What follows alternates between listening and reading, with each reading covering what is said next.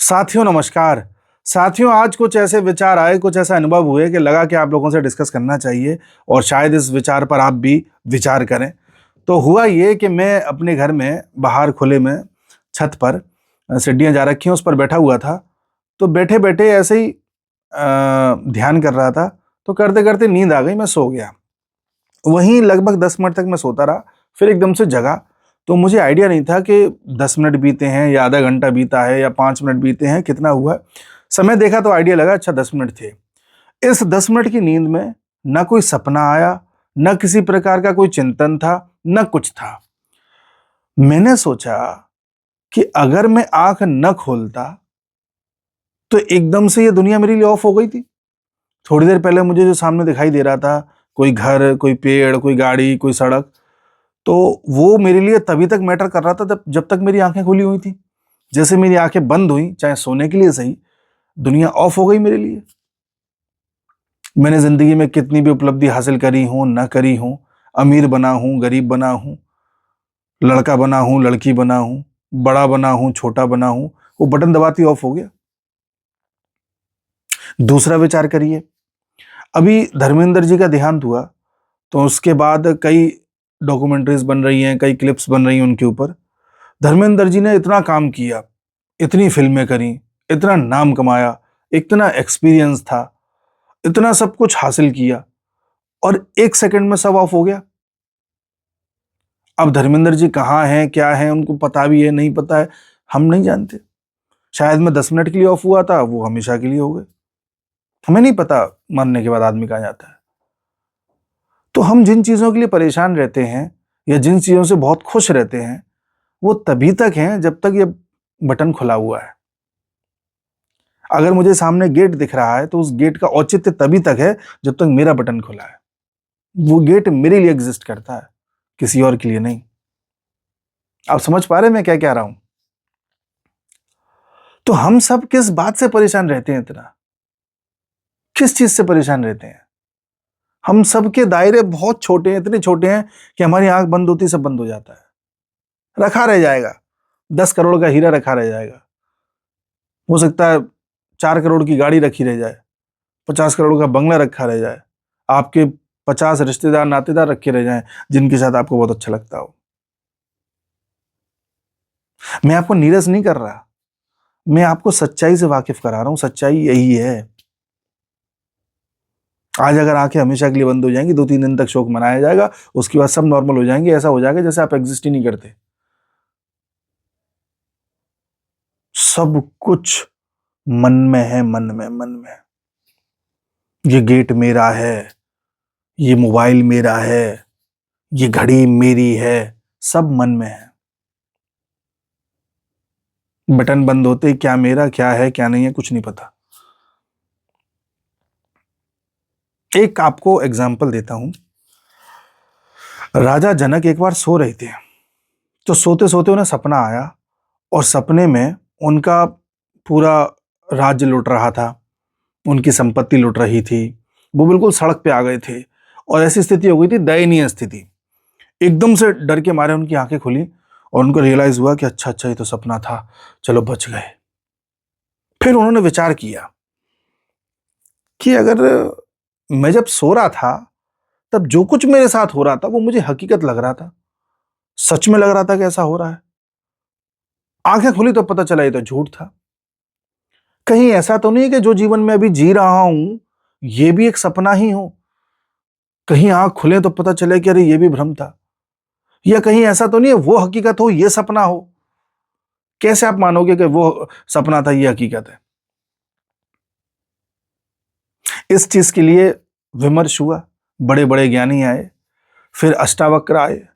अष्टावक्र ने अपना ज्ञान दिया, जहां से अष्टावक्र गीता निकल करके आई और अंततः यही निष्कर्ष निकला कि जो सोते समय देखा गया था वो भी सपना था, जो ये चल रहा है ये भी सपना है।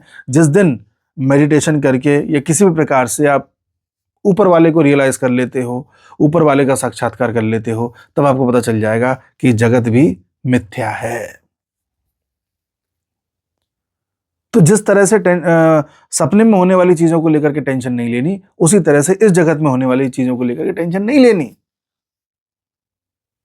और अगर इस तरह से नहीं समझ पा रहे हो तो बस इतना समझ लो, आंख बंद होते ही संसार खत्म, कुछ नहीं बचा।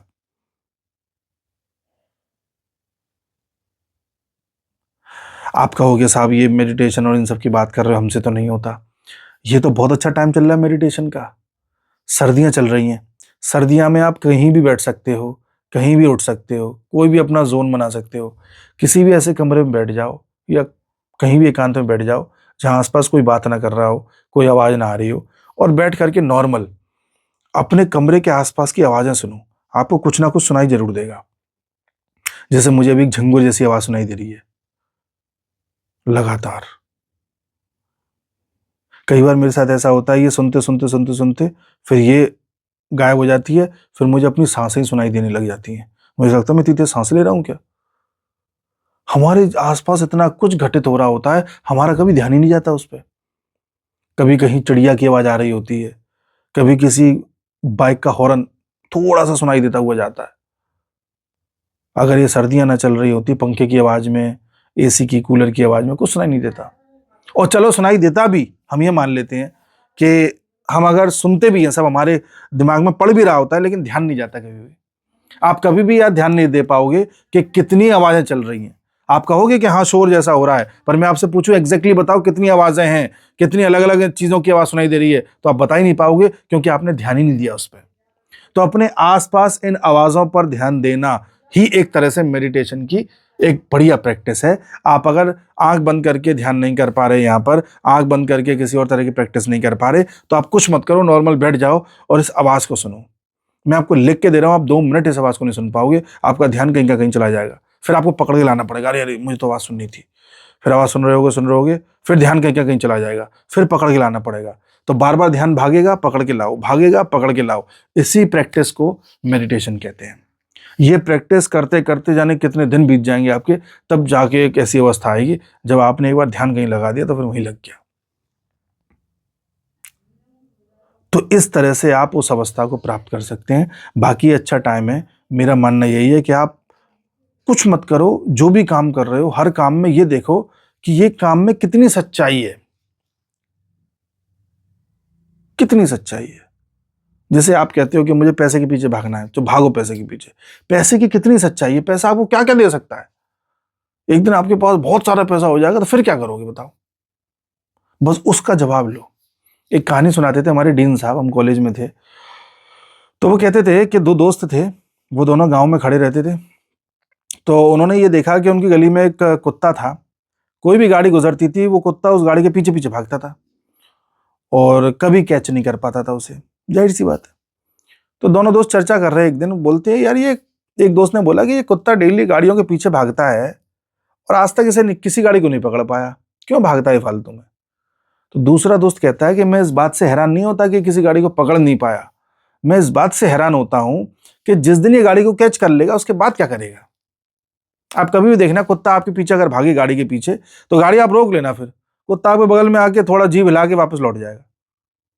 यही हमारे और आपके साथ होता है। आप पैसे के पीछे तब तक भाग रहे हो जब तक आपके पास नहीं आ रहा, जब आ जाएगा तो आपका हाल ही वही हो जाएगा। उसके बाद क्या करोगे। गाड़ी चाहिए, गाड़ी खरीद लो, उसके बाद क्या करोगे। पद चाहिए, पद ले लो, उसके बाद क्या करोगे। मकान बड़ा चाहिए, ले लो, उसके बाद क्या करोगे। प्रतिष्ठा चाहिए, ले लो प्रतिष्ठा। मोदी के पास बहुत प्रतिष्ठा है, सचिन तेंदुलकर के पास है, कलाम साहब के पास थी, लता मंगेशकर के पास थी। सचिन तेंदुलकर से जाके पूछो आज कि अब क्या। तो जब भी किसी चीज के पीछे भागो भागो, मैं मना नहीं कर रहा, बट एक बार ये जरूर पूछ लेना कि जब ये मिल जाएगी ये चीज तो उसके बाद क्या। इसी सवाल के साथ एंड कर रहा हूं। अनुभव था, मन कर रहा था आपसे डिस्कस करने का, मैंने डिस्कस कर लिया। आपके अगर कोई विचार हो तो कमेंट बॉक्स में जरूर बताइएगा। नमस्कार।